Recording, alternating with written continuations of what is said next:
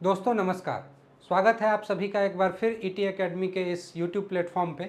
मैं आशीष झा और आज मैं आपके सामने बायोलॉजी का एक छोटा लेकिन काफ़ी इम्पोर्टेंट टॉपिक लेके आया हूँ, डीएनए एंड आरएनए।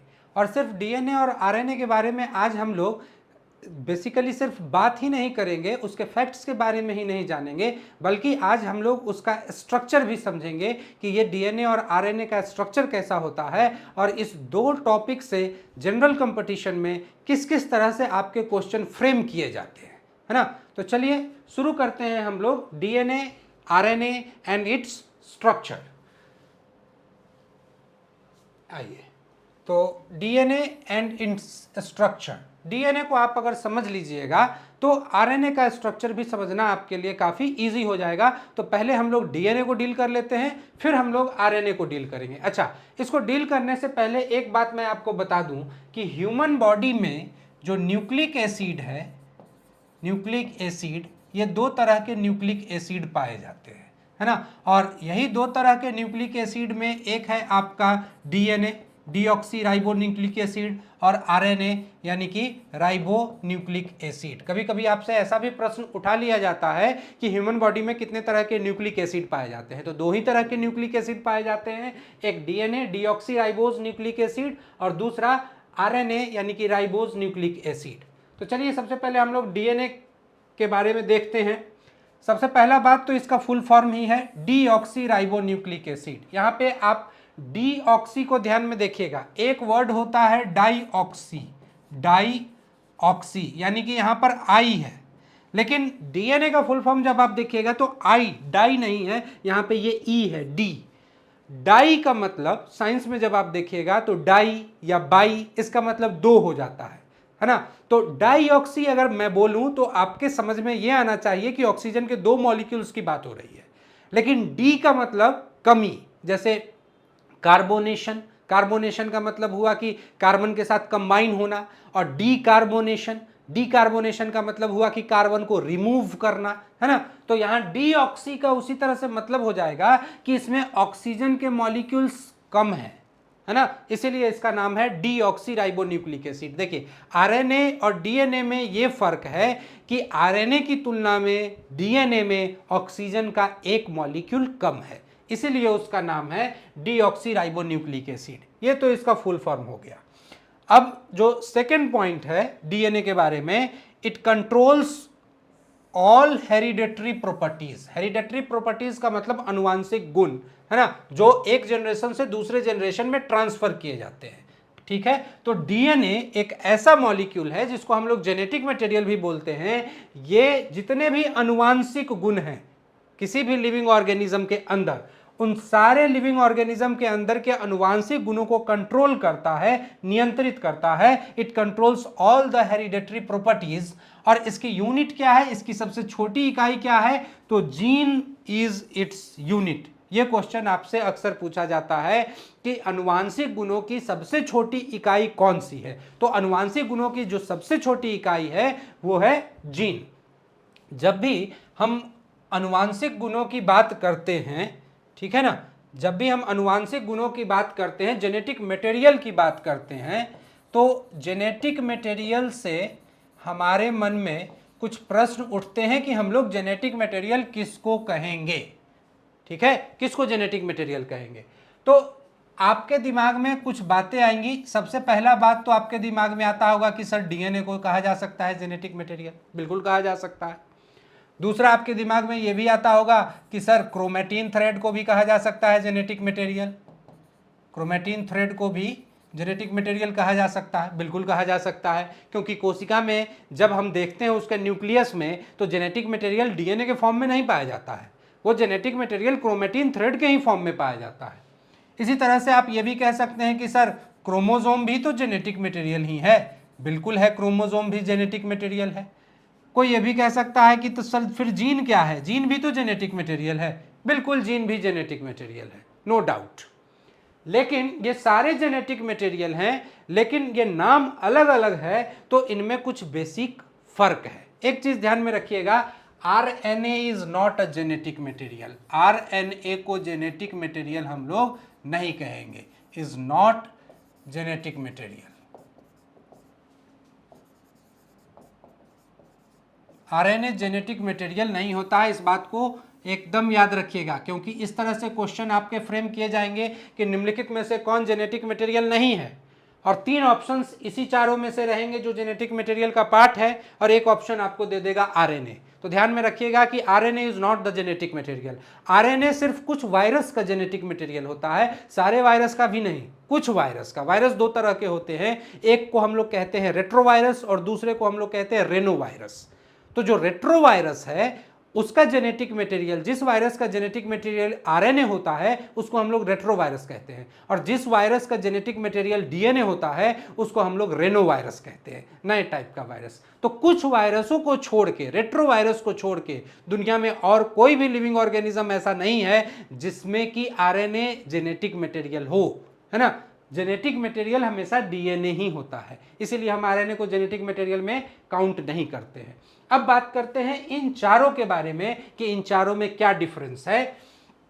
तो जब भी आप यूकैरियोटिक सेल्स में उसकी कोशिकाओं को देखिएगा, यूकैरियोटिक सेल्स में उसको ऑब्जर्व कीजिएगा, तो ये तो हो गया हमारा सेल मेम्ब्रेन, कोशिका झिल्ली, सेल मेम्ब्रेन,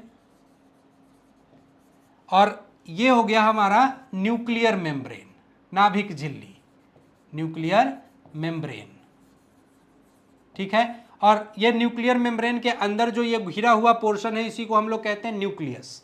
तो जेनेटिक मटेरियल बेसिकली न्यूक्लियस में ही पाया जाता है। न्यूक्लियस के अलावा भी ये माइटोकॉन्ड्रिया और प्लास्टिड में पाया जाता है, लेकिन मेजरली मुख्य रूप से जेनेटिक मटेरियल यूकैरियोटिक कोशिकाओं में नाभिक के अंदर ही पाया जाता है। अब नाभिक के अंदर जब आप माइक्रोस्कोप से देखिएगा, इलेक्ट्रॉन माइक्रोस्कोप से, तो आपको जेनेटिक मटेरियल कुछ इस तरह के उलझे हुए धागों के रूप में नजर आएंगे। इन धागों को डीएनए नहीं बोला जाता है, इन धागों को बोला जाता है chromatin thread, chromatin thread, chromatin धागे, क्रोमैटिन थ्रेड, ठीक है।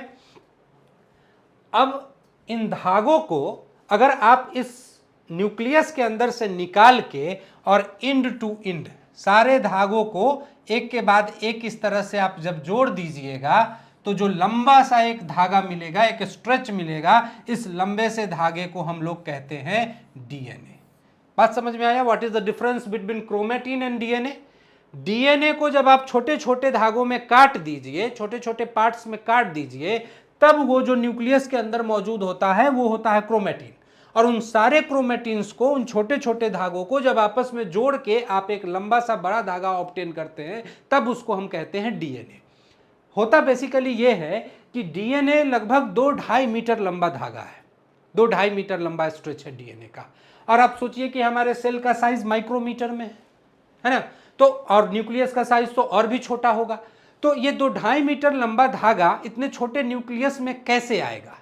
तो इतने छोटे न्यूक्लियस में उसको एडजस्ट करने के लिए सबसे पहले डीएनए को कंडेंस करके छोटा करते हैं, और उसी डीएनए के छोटे और कंडेंस्ड रूप को, कंडेंस्ड फॉर्म को हम लोग कहते हैं क्रोमैटिन। और इसमें मदद करता है हिस्टोन प्रोटीन, है ना। आप बायोलॉजी का, जिसमें मेरा एक पीछे लेक्चर था जिसमें मैंने बायोलॉजी का सिलेबस डिस्कस किया था, उसमें मैंने ये सारी बातें बताई हैं, आप चाहिए तो उसको देख सकते हैं, ठीक है।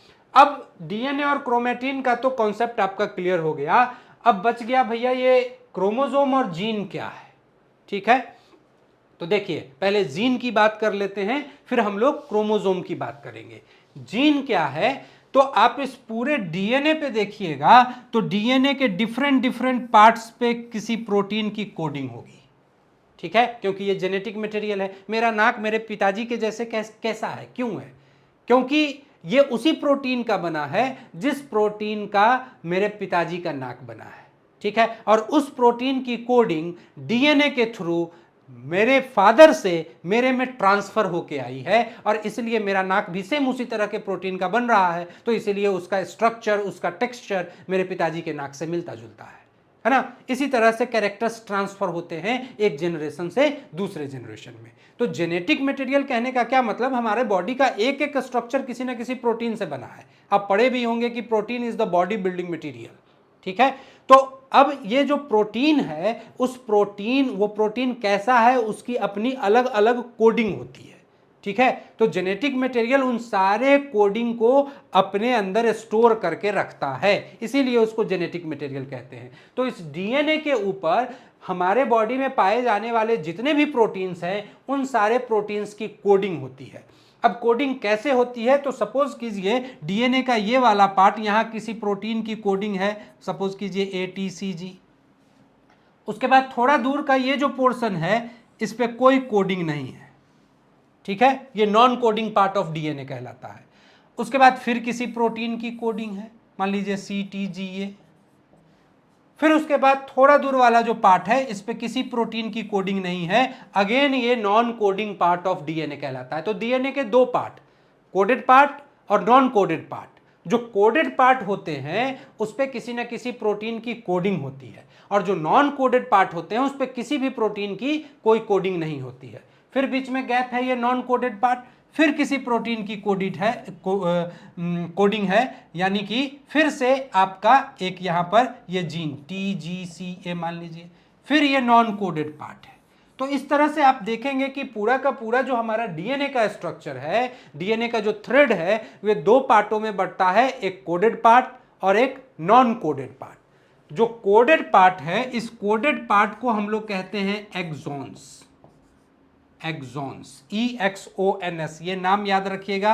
अक्सर ये क्वेश्चन जनरल कंपटीशन में पूछा जाता है कि डीएनए के कोडेड पार्ट को, जिस पे किसी न किसी प्रोटीन की कोडिंग होती है, उस कोडेड पार्ट को हम क्या कहते हैं, एक्सॉन्स, ठीक है। और जो नॉन कोडेड पार्ट है, जहां पर किसी प्रोटीन की कोडिंग नहीं है, उसको हम लोग कहते हैं इंट्रॉन्स, है ना, इंट्रॉन्स। एक्सॉन्स और इंट्रॉन्स, जो कोडेड पार्ट है दैट इज कॉल्ड एक्सॉन्स, और जो नॉन कोडेड पार्ट है उसको कहते हैं इंट्रॉन्स। ये दोनों टर्म आप याद रखिएगा, अक्सर पूछा जाने वाला क्वेश्चन है और अक्सर बच्चे इसको छोड़ के आते हैं, इसीलिए आप इसको जरूर ध्यान में रखिएगा। अब ये जो कोडेड पार्ट है एक्सॉन्स, इसी कोडेड पार्ट को हम लोग कहते हैं जीन, इसी कोडेड पार्ट को हम लोग कहते हैं जीन। और अनुवांशिकता यानी कि इनहेरिटेंस की जो सबसे छोटी इकाई है वो यही जीन है, सबसे छोटा पोर्शन। ये क्रोमेटिन, क्रोमोसोम, जीन, डीएनए, इन सब में जो सबसे छोटा, जो सिर्फ एक प्रोटीन की कोडिंग अपने पास रखता है, उसको हम लोग कहते हैं जीन। बात समझ में आ रहा है। अब इसके बाद जो है,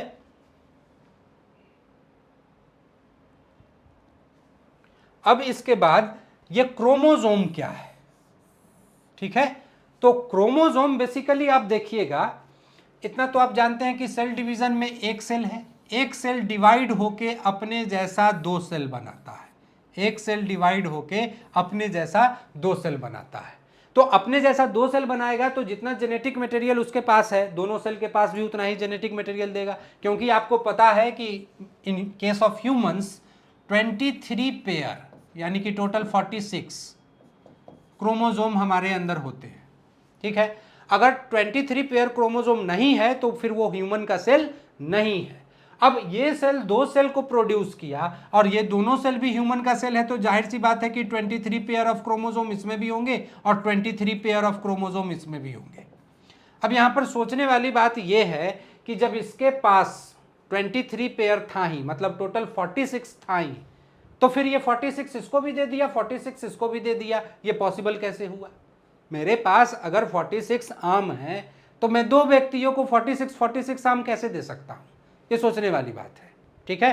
तो यहां पर होता क्या है कि सेल डिवीजन के टाइम में जो जेनेटिक मटेरियल है वो अपने आप को डबल करता है ना। डीएनए से डीएनए का फॉर्मेशन होता है और उस प्रोसेस को हम लोग कहते हैं रेप्लिकेशन। ये क्वेश्चन भी आपसे पूछा जाता है कि डीएनए से डीएनए बनने की प्रक्रिया को क्या कहते हैं। तो डीएनए से डीएनए बनने की प्रक्रिया को हम लोग कहते हैं रेप्लिकेशन। सेल डिवीजन के टाइम में दो भागों में बंटने से पहले ये जो पेरेंट सेल है ये रेप्लिकेशन की प्रक्रिया को अपना के अपने अंदर के जेनेटिक मटेरियल को डबल करता है। अब जब जेनेटिक मटेरियल को डबल करेगा तो मान लीजिए सपोज ये क्रोमेटिन थ्रेड है अकेला, जब इसका मटेरियल दुगना होगा अपने जैसा एक और क्रोमेटिन थ्रेड बनाएगा, उस कंडीशन में ये फूल के मोटा हो जाएगा, उस कंडीशन में ये फूल के मोटा हो जाएगा, क्योंकि अब ये सिंगल क्रोमेटिन नहीं है, इसमें दो दो क्रोमेटिन थ्रेड है। और इसी फूल के मोटे हुए क्रोमेटिन थ्रेड को ही हम क्या बोलते हैं, क्रोमोसोम।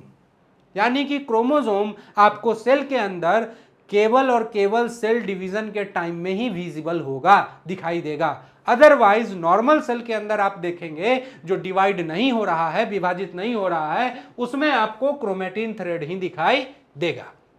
सेल डिवीजन के टाइम में जब ये क्रोमेटिन थ्रेड फूल के मोटा हो जाता है तो उसी फूल के मोटे हुए क्रोमेटिन थ्रेड को हम कहते हैं क्रोमोसोम। अब इसी में से इसका एक पार्ट मतलब ये दो पार्ट में बटेगा और इसका एक पार्ट देखिए, ये जो इतना मोटा है ये दो पार्टों में बटेगा ऐसे, और एक पार्ट चला जाएगा एक सेल के पास और दूसरा पार्ट चला जाएगा दूसरे सेल के पास। इस तरह से जेनेटिक मटेरियल का बंटवारा होता है। तो अब ये चारों चीज आपको समझ में आ रहा होगा कि डीएनए क्या है ना, क्रोमेटिन थ्रेड क्या है, क्रोमोसोम क्या है और जीन क्या है। इसको ध्यान में रखिएगा, आनुवांशिकता की सबसे छोटी इकाई जीन, और जो डीएनए का कोडेड पार्ट होता है मतलब जिसको जीन कहते हैं उसको हम एक्सॉन्स भी कहते हैं, और जो नॉन कोडेड पार्ट है उसको हम लोग इंट्रॉन्स भी कहते हैं। अक्सर ये प्रश्न आपसे पूछे जाएंगे।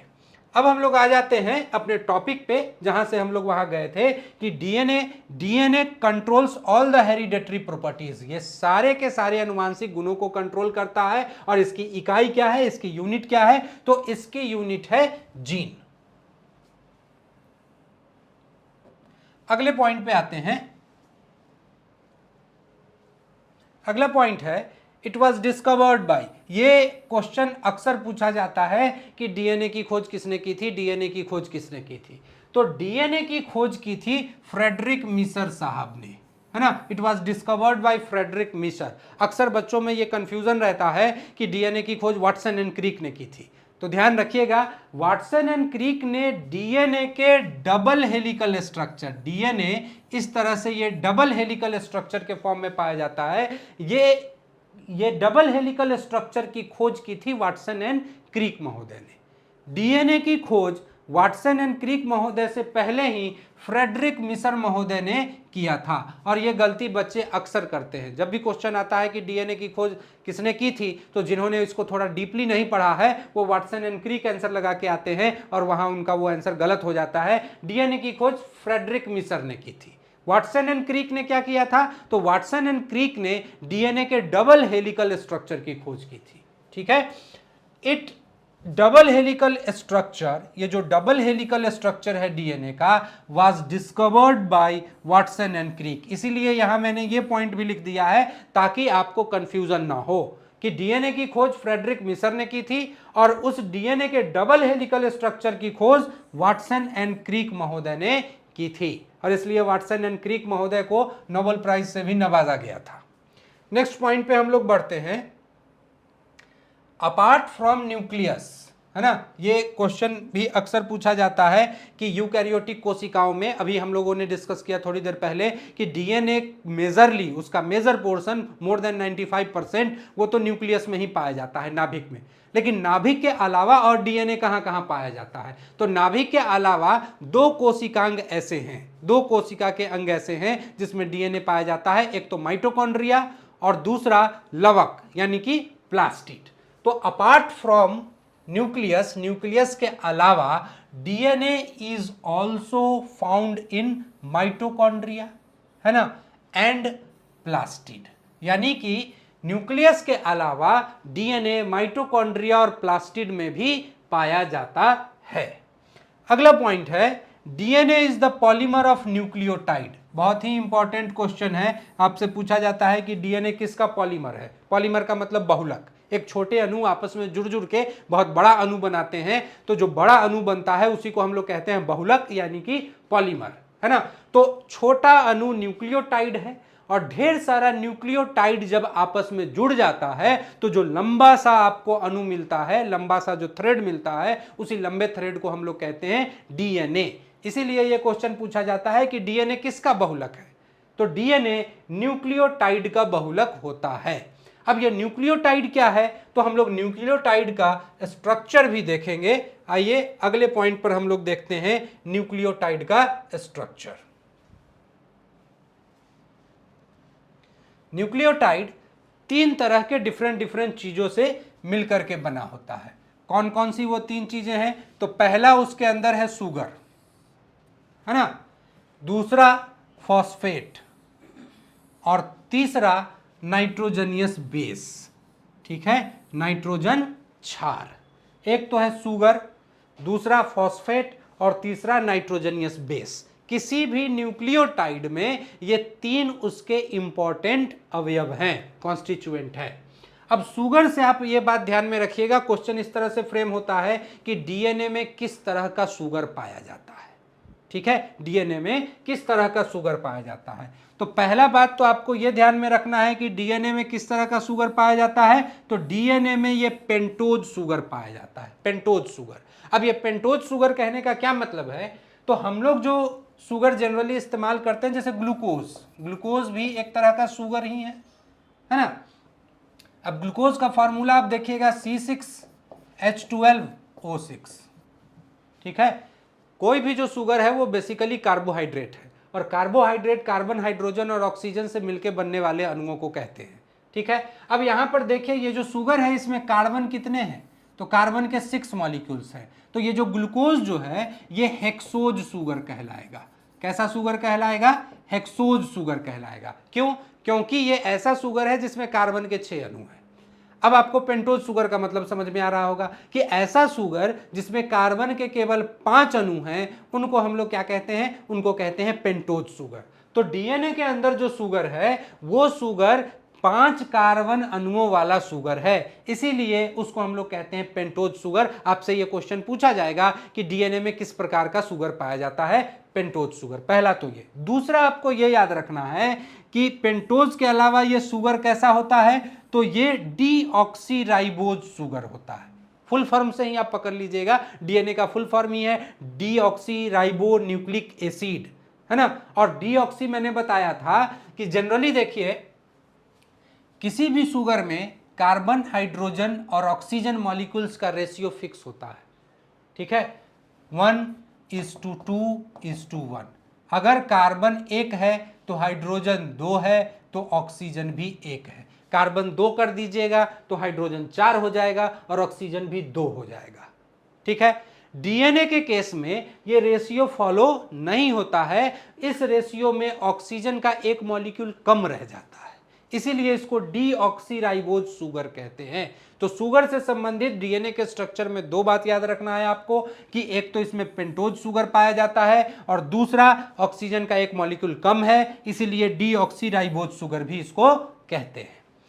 फॉस्फेट में जानने लायक कुछ विशेष वैसा बात नहीं है, लेकिन एक बात है जिसका की डिस्कशन मैं अभी थोड़ी देर में जब स्ट्रक्चर बनाऊंगा इसका तब आपको बताता हूं। उससे पहले हम लोग आ जाते हैं नाइट्रोजनियस बेस यानी कि नाइट्रोजन क्षार के ऊपर। जो तीसरा मॉलिक्यूल है डीएनए में उसको हम लोग कहते हैं नाइट्रोजन क्षार, और ये नाइट्रोजन क्षार काफी इंपॉर्टेंट है। डीएनए में बेसिकली 4 तरह के नाइट्रोजन क्षार पाए जाते हैं। याद रखना है आपको, 4 तरह के नाइट्रोजन क्षार पाए जाते हैं। कौन कौन? तो सबसे पहले एडेनिन, उसके बाद साइटोसिन, उसके बाद गुआनिन और चौथा है थाइमिन।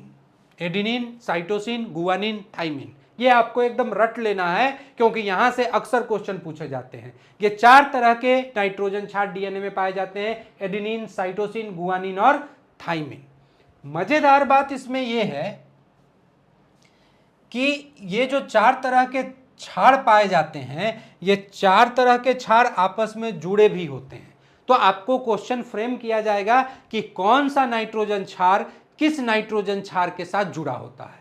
तो एडेनिन हमेशा जुड़ा होता है थाइमिन के साथ, एडेनिन हमेशा जुड़ा होता है थाइमिन के साथ विथ डबल बॉन्ड, इसीलिए मैंने यहां पे 2 लकीर दिया है, विथ डबल बॉन्ड। ये भी आपसे पूछा जाता है। सबसे पहले तो पूछा जाएगा आपसे कि एडेनिन हमेशा किसके साथ जुड़ा होता है, तो एडेनिन हमेशा थाइमिन के साथ जुड़ा होता है। प्रश्न ऐसे भी पूछे जा सकते हैं कि एडेनिन और थाइमिन आपस में किस बॉन्ड से जुड़े होते हैं, तो एडेनिन और थाइमिन आपस में हमेशा डबल बॉन्ड से जुड़े होते हैं। जबकि साइटोसिन हमेशा गुआनिन के साथ जुड़ा होता है, साइटोसिन हमेशा गुआनिन के साथ जुड़ा होता है। और किस बॉन्ड से? तो आप यहां पे देख रहे होंगे 3 लाइन है, 3 लाइन का मतलब है कि ये ट्रिपल बॉन्ड से एक दूसरे के साथ जुड़े होते हैं। अब इसको आसानी से याद कैसे रखा जाए, तो आसानी से याद रखने के लिए अब देखिए, इसीलिए मैंने इन चारों को अल्फाबेटिकली लिखा है। सबसे पहले एडिनिन ए से स्टार्ट होता है, फिर साइटोसिन सी से स्टार्ट होता है, फिर गुआनिन जी से स्टार्ट होता है, और सबसे लास्ट में मैंने रखा है थाइमीन को। ठीक है, तो अगर आपको ये सीक्वेंस याद है, इस चारों नाइट्रोजन बेस को अगर आप अल्फाबेटिकली अरेंज करेंगे तो सबसे पहले एडिनिन, फिर साइटोसिन, फिर गुआनिन, और सबसे लास्ट में थाइमीन। याद रखने के लिए आप कर लीजिए कि फर्स्ट को लास्ट के साथ अटैच करना है, यानी कि एडिनिन हमेशा थाइमीन के साथ जुड़ा होगा विथ डबल बॉन्ड। ठीक है, और बीच वाला दोनों को फिर आपस में जोड़ दीजिए, यानी कि साइटोसिन हमेशा गुआनिन के साथ जुड़ा होगा with triple bond. Question arise होते हैं, होंगे, और इसको ध्यान में आप रखिएगा। ठीक है, अब यहां पर मैं थोड़ा आपसे स्ट्रक्चर की बात कर लूं। ऐसे तो हम लोगों ने समझा कि डीएनए भाई, डीएनए में डीएनए न्यूक्लियोटाइड का पॉलीमर है, और एक न्यूक्लियोटाइड में 3 मॉलिक्यूल्स, 3 डिफरेंट थिंग्स पाए जाते हैं, शुगर, फॉस्फेट और नाइट्रोजनियस बेस। नाइट्रोजनियस बेस की कहानी को भी हमने समझा। अब यहां पर देखिए ये होता क्या है कि जैसे ये आपका सपोज ये फॉस्फेट मॉलिक्यूल है, फॉस्फेट है, इसके साथ यहां पर अटैच्ड होगा शुगर। चूंकि पेंटोज शुगर है तो इसीलिए आप एक पेंटागन बना दीजिए रफली, ये हो गया आपका पेंटोज शुगर, पेंटोज शुगर। और इसके साथ अटैच्ड रहेंगे नाइट्रोजनियस बेस चारों, ए, सी, जी और T, adenine, cytosine, guanine, thymine. इस फॉस्फेट के साथ फिर ये दूसरा फॉस्फेट जुड़ा होगा, ये पॉलीमर है ना, ये हुआ एक न्यूक्लियोटाइड, यहां से यहां तक ये हुआ एक न्यूक्लियोटाइड।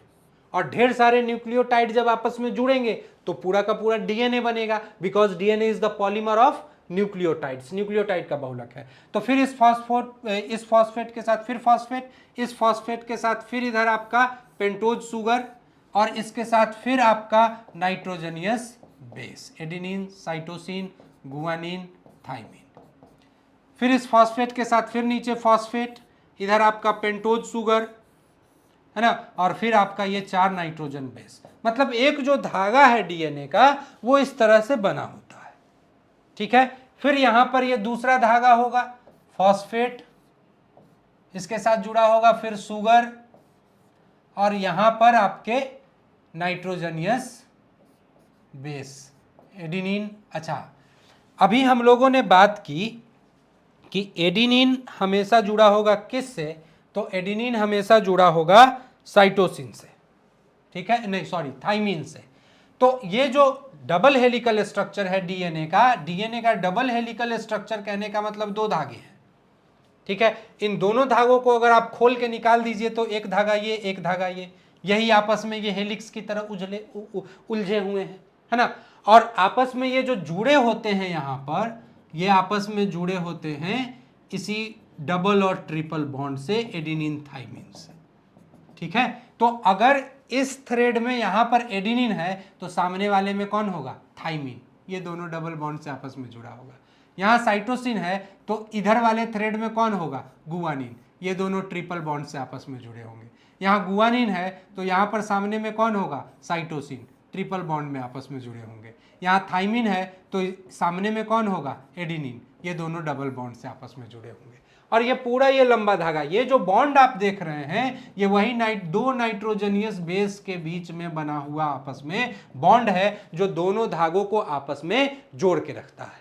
बेसिकली ये स्ट्रक्चर है। लेकिन अब इतना फिगर में आपको ध्यान में रखने की जरूरत इसको नहीं है। आपको ध्यान में बस ये रखना है कि डीएनए जो होते हैं वो न्यूक्लियोटाइड के पॉलीमर होते हैं, बहुलक होते हैं।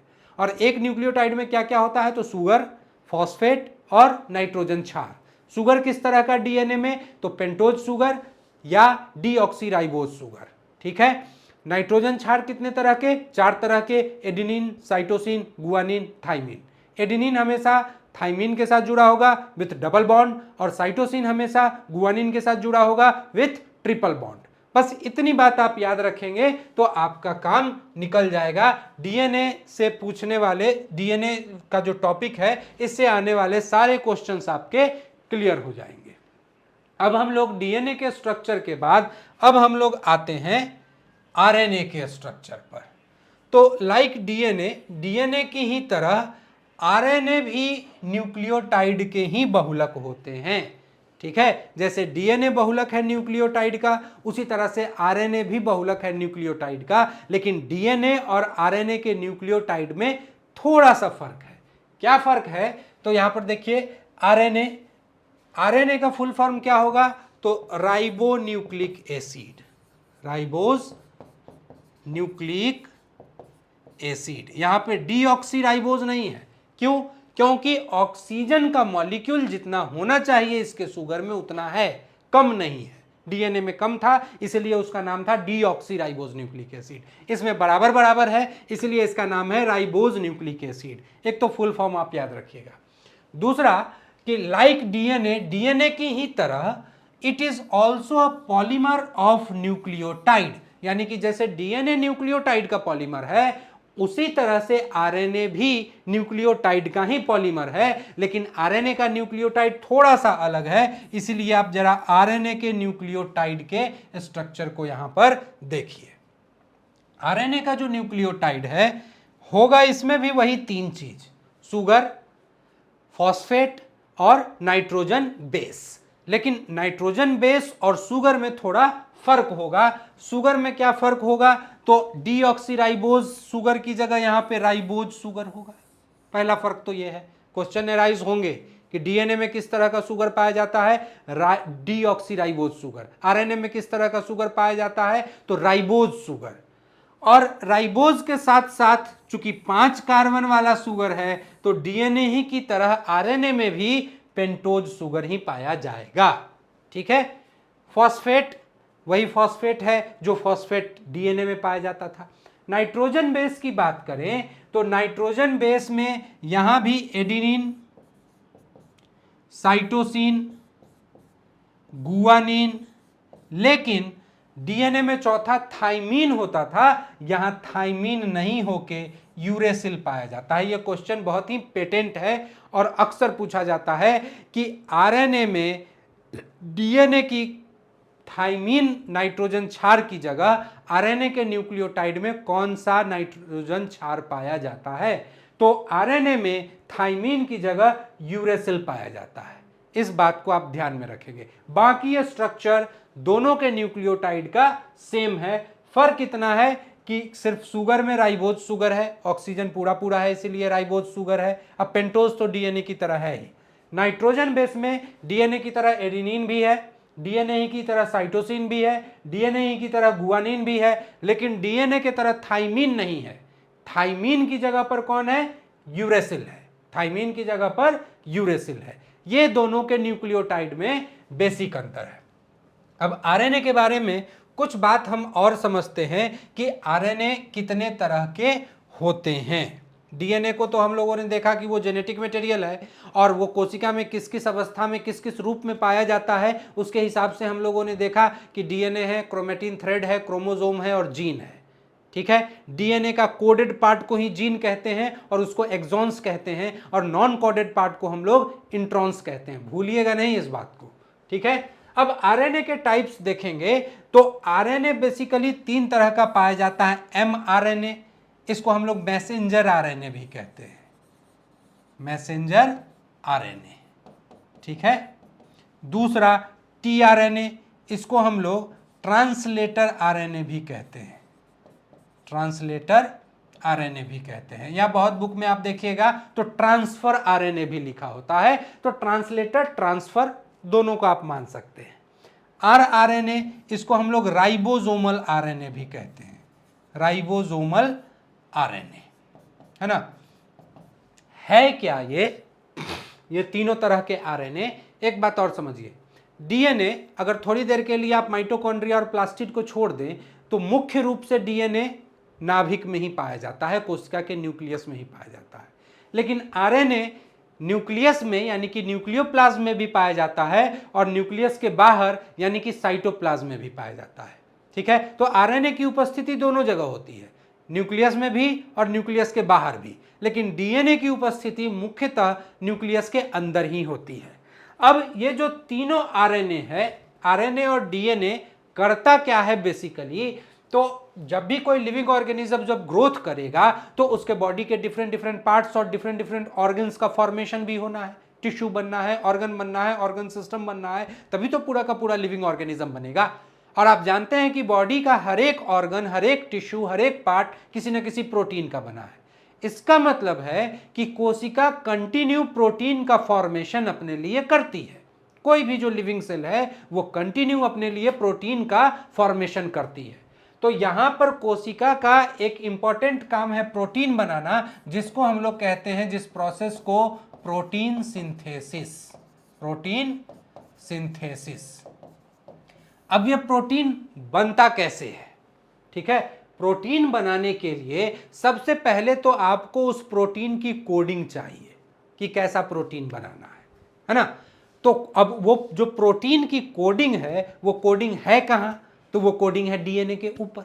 अभी हम लोगों ने देखा DNA is the genetic material. और क्यों इसको जेनेटिक मटेरियल कहते हैं? क्योंकि वो बॉडी में पाए जाने वाले सारे तरह के प्रोटीन का जो कोड है, जो इंफॉर्मेशन है, उसको अपने ऊपर स्टोर करके रखता है। तो जो प्रोटीन की कोडिंग है, वो कोडिंग तो है डीएनए के ऊपर। और प्रोटीन बनाता कौन है?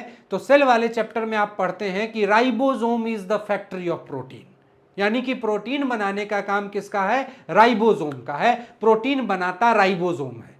तो जाहिर सी बात है कि राइबोसोम को हम जैसा प्रोटीन बनाना है, उस प्रोटीन का कोड जब देंगे तभी राइबोसोम उस तरह का प्रोटीन बना पाएगा, है ना। तो अब यूकैरियोटिक सेल में देखिए, ये आपका न्यूक्लियस है, ठीक है। न्यूक्लियस के अंदर एक स्ट्रक्चर होता है जिसको हम लोग कहते हैं न्यूक्लियोलस। न्यूक्लियस के अंदर में ही वो एक मेम्ब्रेनलेस स्ट्रक्चर होता है, जहां न्यूक्लियोप्लाज्म, नाभिक द्रव्य थोड़ा गाढ़ा रहता है, उसको हम कहते हैं न्यूक्लियोलस। इस न्यूक्लियोलस में एक प्रक्रिया होती है, उस प्रक्रिया में डीएनए से आरएनए का फॉर्मेशन होता है। डीएनए से क्या बनता है? डीएनए से आरएनए बनता है, ठीक है। और इस डीएनए से आरएनए बनने के प्रोसेस को हम लोग कहते हैं ट्रांसक्रिप्शन। बहुत इंपॉर्टेंट क्वेश्चन है, अक्सर पूछा जाता है कि डीएनए से आरएनए बनने के प्रोसेस को हम लोग क्या कहते हैं? तो इसको कहते हैं ट्रांसक्रिप्शन। याद रखिएगा, कभी भी कहीं भी किसी भी एग्जाम में पूछ लिया जाएगा, ठीक है, कि डीएनए से जो आरएनए बनने का प्रोसेस है, उस प्रोसेस को क्या कहते हैं? तो दैट इज कॉल्ड ट्रांसक्रिप्शन। ये ट्रांसक्रिप्शन होता कहां है? तो कोशिका के नाभिक के अंदर, न्यूक्लियस के अंदर जो न्यूक्लियोलस है, उसी के अंदर ये ट्रांसक्रिप्शन का प्रोसेस होता है। अब डीएनए से जो आरएनए बना, हुआ क्या कि एक आरएनए मॉलिक्यूल साइटोप्लाज्म के अंदर से कोड लाने के लिए, क्योंकि आपको पता है जो राइबोसोम है, वो राइबोसोम इंडोप्लाज्मिक रेटिकुलम के ऊपर कोशिका के बाहर है, न्यूक्लियस के बाहर है ना। अब इस राइबोसोम को कोड चाहिए, तो ये राइबोसोम एक आरएनए को भेजेगा अंदर, न्यूक्लियस के अंदर। न्यूक्लियस के अंदर वो जाएगा और जिस प्रोटीन की कोडिंग उसको चाहिए, डीएनए के उस पार्ट के साथ वो आपस में ऐसा चिपक जाएगा। और चिपक के जब वो अलग होगा तो समझिए कि एकदम उसकी फोटोकॉपी हो गई, यानी कि वो जो डीएनए के ऊपर जो कोड है, वो कोड अब इस आरएनए मॉलिक्यूल में आ गया।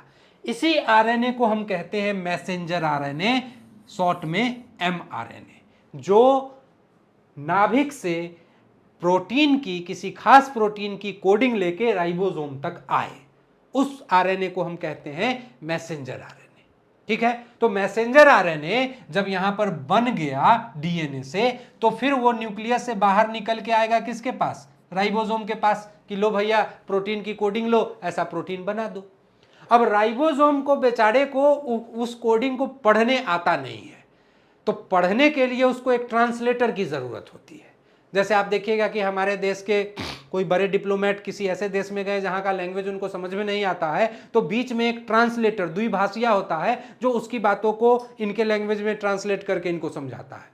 तो उसी तरह से यहाँ राइबोसोम को वो कोडिंग पढ़ने आता नहीं है, तो उसको एक ट्रांसलेटर की जरूरत होती है। उस कोड को ट्रांसलेट करके राइबोसोम को बताता है, और उसी आरएनए को हम कहते हैं टीआरएनए या ट्रांसलेटर या ट्रांसफर आरएनए।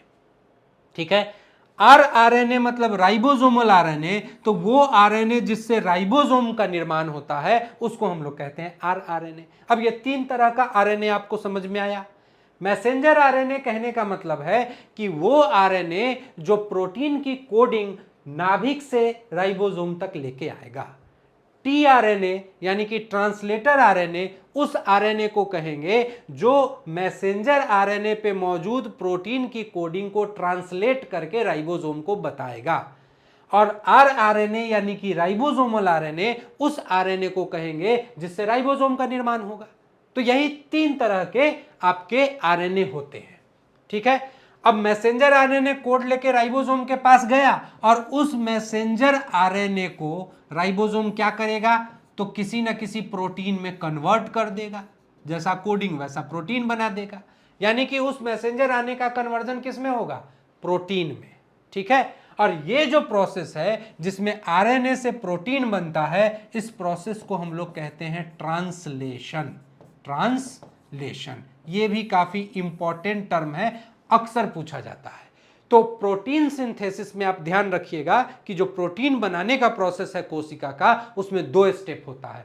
सबसे पहला स्टेप डीएनए से आरएनए का निर्माण होता है, ठीक है, और उस प्रोसेस को हम क्या कहते हैं, ट्रांसक्रिप्शन।